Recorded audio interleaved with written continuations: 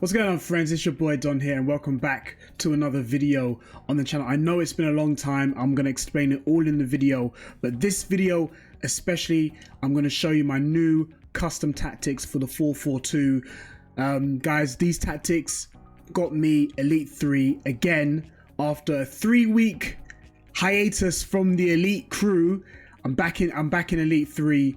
Couldn't be any happier.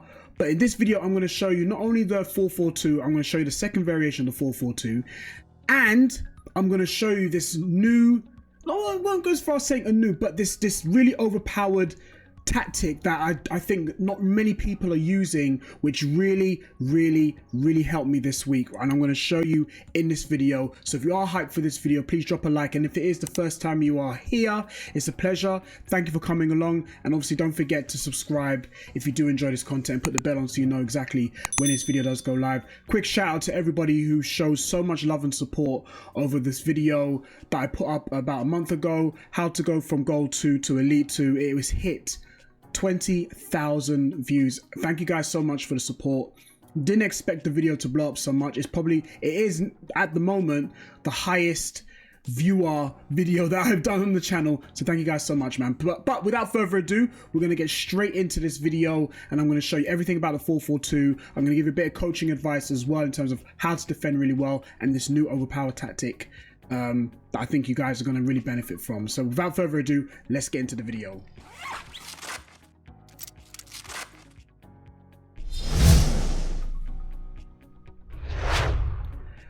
Okay, so as you can see, if you have been following the journey on this channel, you've seen that my team has taken somewhat of a change. Okay, I've been doing a lot over the last 3 weeks. I went into the 4-2-3-1 because of the new patch. I couldn't defend in the 4-4-2 because the two strikers were not coming back on defense. I had to press with only the two banks, the defenders and the midfielders, which I found very difficult. So I went into the 4-2-3-1. It was okay. It's not my favorite formation.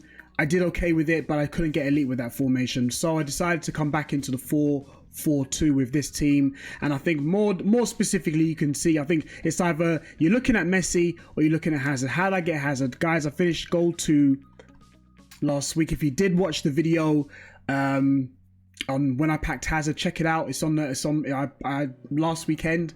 If you want to check out the video, it's there for you guys to see. I packed Hazard from Gold 2. So don't think I think one of the big FIFA myths is the fact that to get the best players, you got to finish in the highest ranking. Not necessarily. And there is obviously this big argument about the reward system, but we're not going to get into that. We're here for the tactics, all right? And obviously Messi as well. Player of the year, player of the weekend, I would say for me is between these two. Gerard Piqué, if anyone from the Twitch family have been watching the streams, Gerard Piqué made this absolutely fantastic tackle, which out of nowhere, he is literally a man mountain. He is the best defender in my team. Some people say some people don't like him, which is fine. It's all down to preference, but I think this man is absolutely brilliant. His interceptions was absolutely fantastic, man. It's just brilliant. And then this man here, the GOAT, Messi.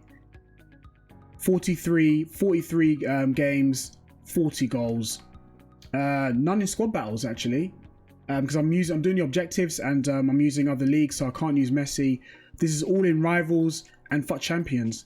In Division 2 rivals, I'm on a 1800 skill rating. Messi's fantastic, absolutely fantastic, man. He really is.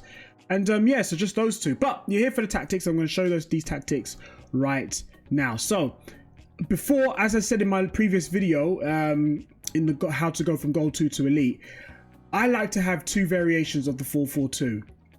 All right, this is the one I go into straight away.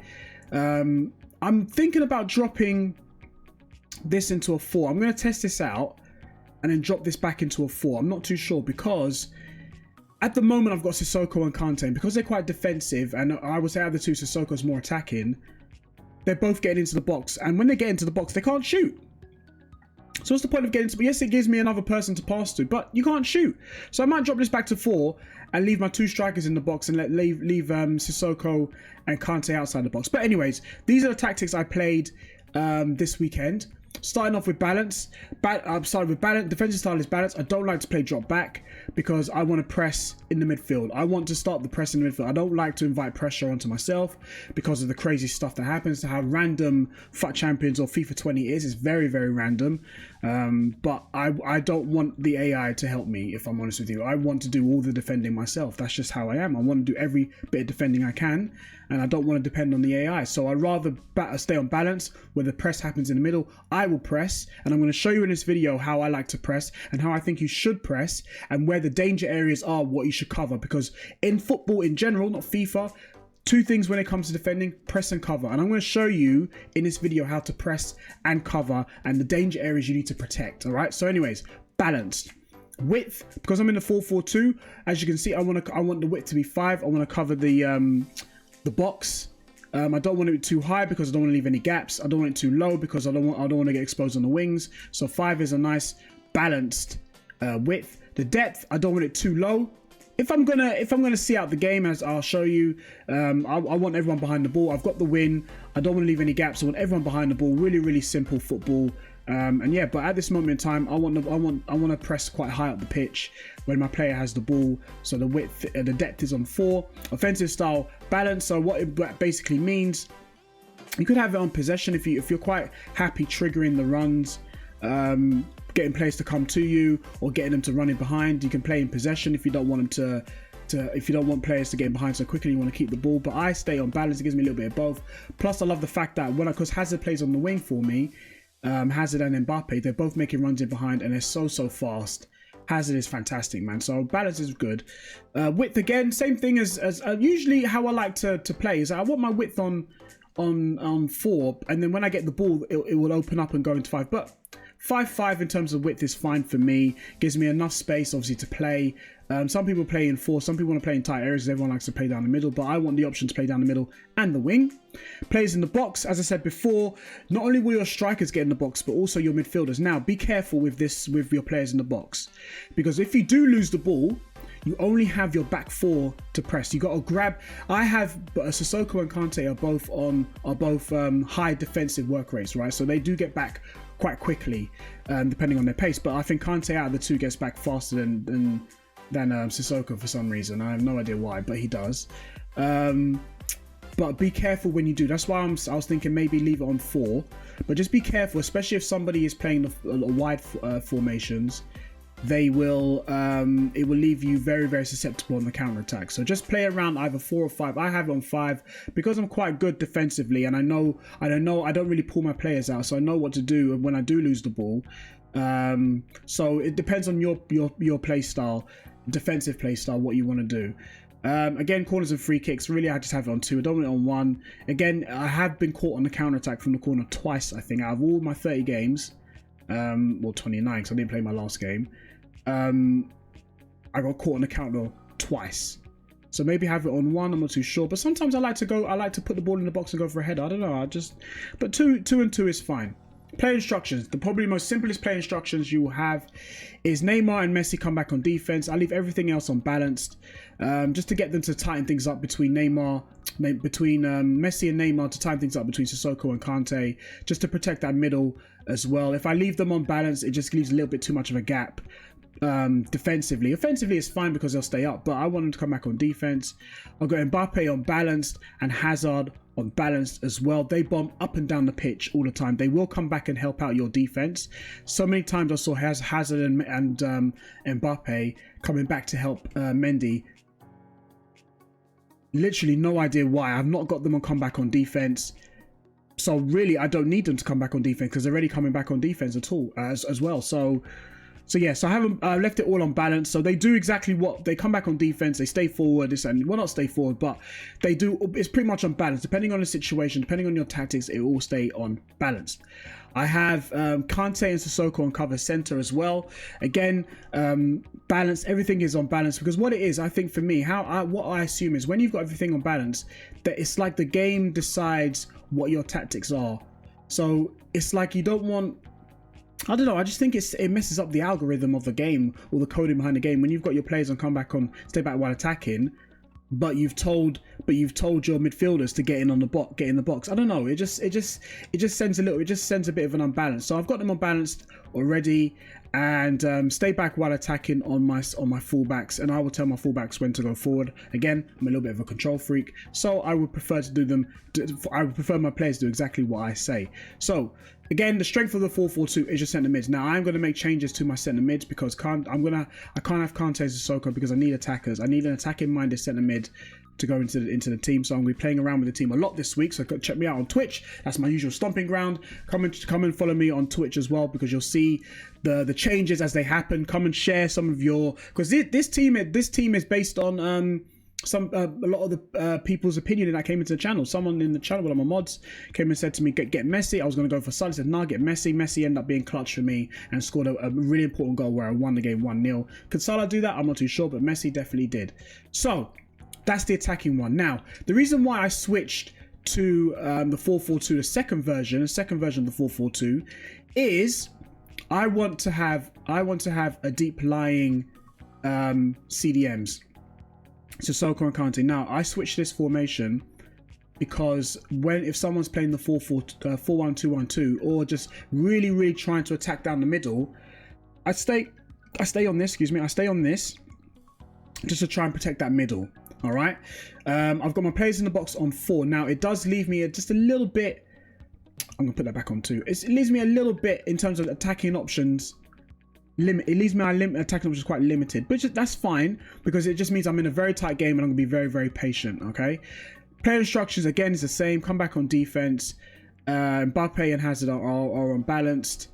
Again, I've got Sissoko and Kante stay back while attacking and cover center, and obviously my fullbacks on stay back while attacking. So it's a very defensive minded formation and tactics when I've come up against someone who is playing a very narrow formation as well.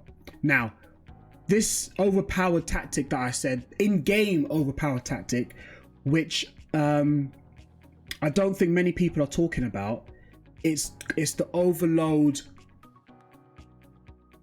Is it Ballside? It's Ballside overload. I'm sure it's Ballside overload. Is it overload Ballside? Oh, let me double check. Let me see my notes.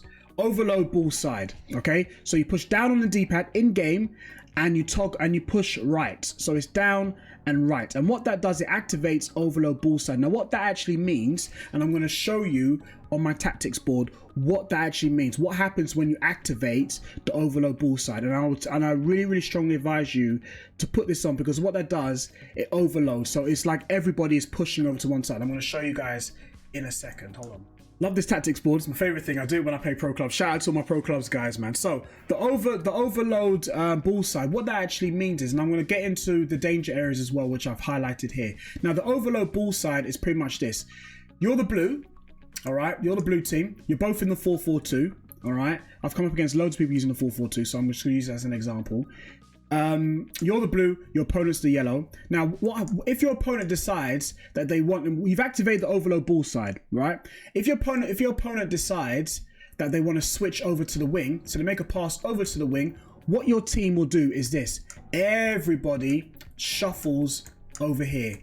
Everyone decides, not in this is quite extreme, but what they do is they tend to move over here, and what it does, it creates a press, a very overload. So your whole team is overloading one side of the pitch. If your person decides to switch to play, now this is the negative side of the overload Ballside. What that happens is that fact that this area here becomes very open. All right. So if your opponent figures out that you're on the overload Ballside, then it leaves one area quite exposed. But that's okay, because what your team now does is that they start overloading. They all come over here and they start overloading one area, this area as well. All right, so they now they shoot all the way over here and they overload the area. So it's a good tactic to use if you're 1-0 down, or you can put it on, you know, at any point in the game. But I've used it when I'm 1-0 down, or if it's 0-0 and I can see my opponent keeping the ball a lot, then what it does, it overloads one side. But just be careful, because what it does, it leaves you very susceptible on either side. Now, what I did as well, and I was testing this out, I was coming up against somebody who was using the 4-1-2-1-2, so it's a very narrow formation. What I did is that I'd used I was not winning the game. It was 0-0. When I say winning the game, as in like I wasn't keeping the ball, I had no chances, and he kept on, you know, penetrating this middle part of the pitch, this area here. This is the first area which you need to protect. All right, especially if someone's using a narrow formation and not using their fullbacks a lot, because some people who use the 4-1-2-1-2 like to push up their fullbacks. All right, but he was using this area, so I activated the overload ball side, and what my team did, they tightened up. Now again, it left me very susceptible on the wing. It left me very, very susceptible on the wing, but that's okay because I knew my opponent wasn't using the wing as much. And they were trying to get in the middle, but that's okay. Actually, no, let me put that there because my strikers don't come back. But that's okay because what that does, it covers up the middle area. All right. So if your opponent is keeping the ball and you want to get the ball back and they're switching it over to each side, what it does, it just overloads the area where the ball is at. And that's all it pretty much does. The weakness of the overload ball side is the fact that it does leave you, especially if someone is good at switching the play and keeping the ball, it does leave areas very open. So be very careful about that. You've got to learn to play a switch quite quickly. Now, these red dots I've highlighted here to show you areas which I believe are the most dangerous areas when you're defending. Okay, it pretty much stands to reason.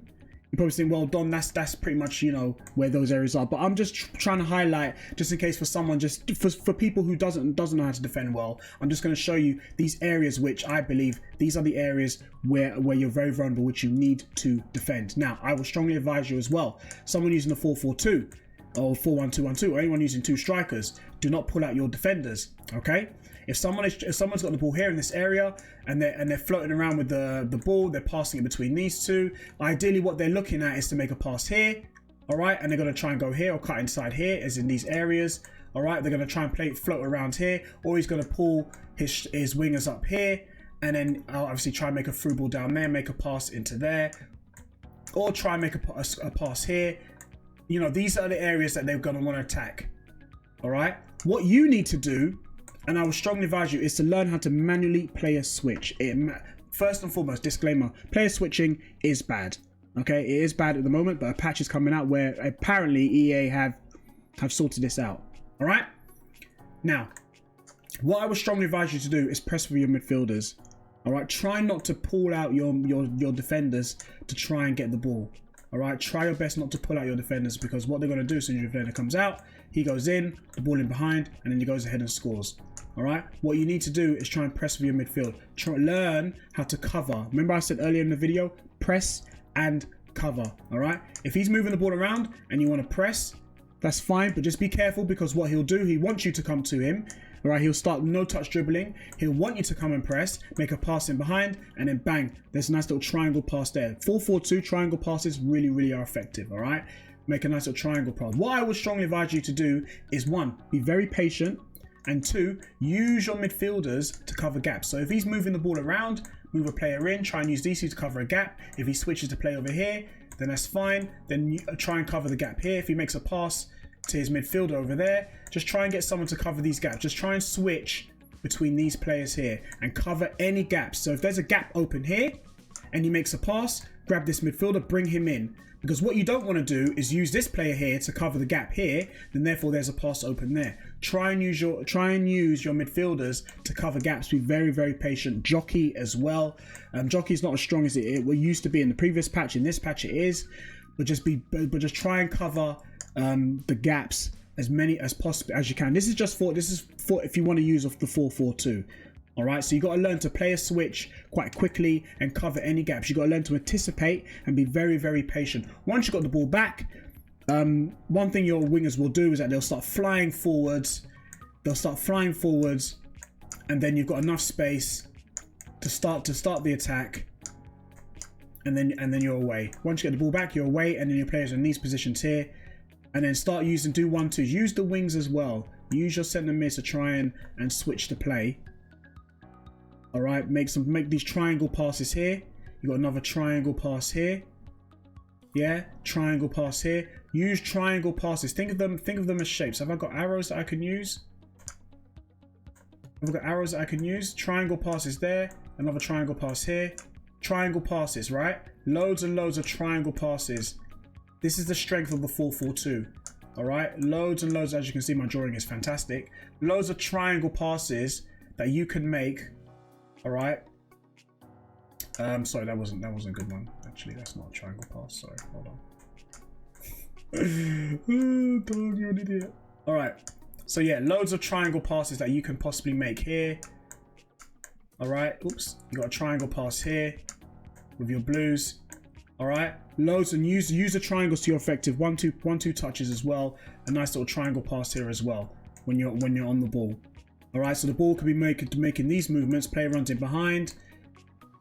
Hazard has the ball. These guys will push up because your toggle's on 5. Again, a nice little triangle pass there. Yeah. Loads and loads, triangles. All right. Try not to make your passing too predictable. All right. You want loads and loads of triangle passes, ladies and gentlemen. All right. Remember, these are the danger areas when you're defending. Cover those areas as much as you possibly can.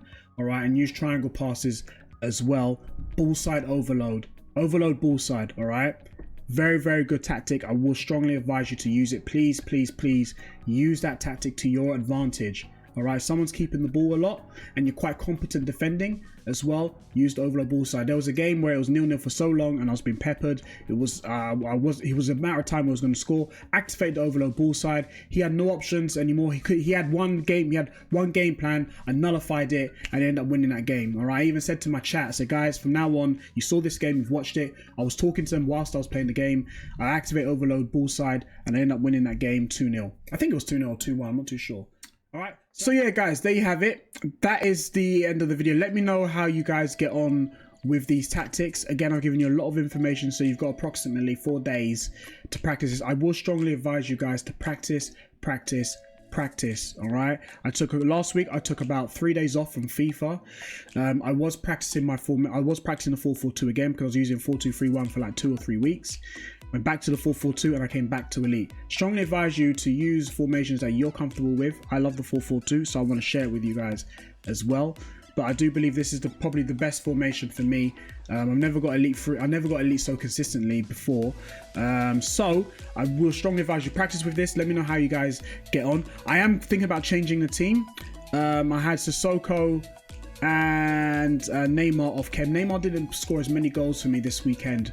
I don't know if it's down to the fact that he's off chem, but I'm thinking about moving over to a different team, and the team is potentially going to look like this. All right. I don't know if I'm going to use an icon. I don't know if I'm going to use Gerrard. If I do bring in if I do have a team, I've got about 700,000 coins. It depends on what icon. I need an icon midfielder. I've got Paulinho, which gives me a little bit of something. He's good defensively as well, and he can shoot. So I'm going to be using Paulinho, but I'm not too sure. I would like a more defensive-minded midfielder. I might bring in Vieira. I'm not too sure. I'm not too sure which one I'm going to bring in. Depends on the rivals grind, how well I do in the rivals grind as well. And here I've got Roberto Carlos, which I might pick up in the icon. So I'm not too sure. I do like Mendy, but at the same time, there's so many times where I've lost out on headers. Even though he's only 5'4", man, he's a bit on the short side, but he's got very good jumping. So I might bring in Roberto Carlos, one of my favorite players growing up. So definitely would like to use him at some point. So yeah, so this could be the team going into this weekend league. I'm not too sure if I'm going to do that. We will be saying goodbye to Kante. Kante could potentially then be the one to, well, how can I say, he might be the one to forward a new icon. Could get Vieira, I'm not too sure, but we'll see. We'll see. All right, so that's going to be the end of the video, guys. Again, if you do like this video, please drop a like and subscribe, and put the bell on so you know exactly do I go live when these videos do go live as well. I do go live on Twitch. The link to my Twitch channel is down below in the description. So if you do want to come and chill with me on Twitch, then you're more than welcome to. There's plenty of room for you, trust me when I tell you that. And as well, yeah, so that's gonna be the end of the video, guys. If you do want to see a recap of my FUT Champs games that I played, they had some highs, they had some incredibly bad lows, and they had some triumphs definitely when it came to the end of the run. So if you do want to see this video, if this video gets over 10 likes, then I will do a quick recap of my FUT Champs games for you guys to see. All right, so guys, thank you for checking out this video again. It's always a pleasure sharing some of the things that work well for me. I'm definitely not going to keep it to myself. Love to share with you guys. So again, if you do like this video, drop a like and subscribe, and I'll see you at the next upload. Peace.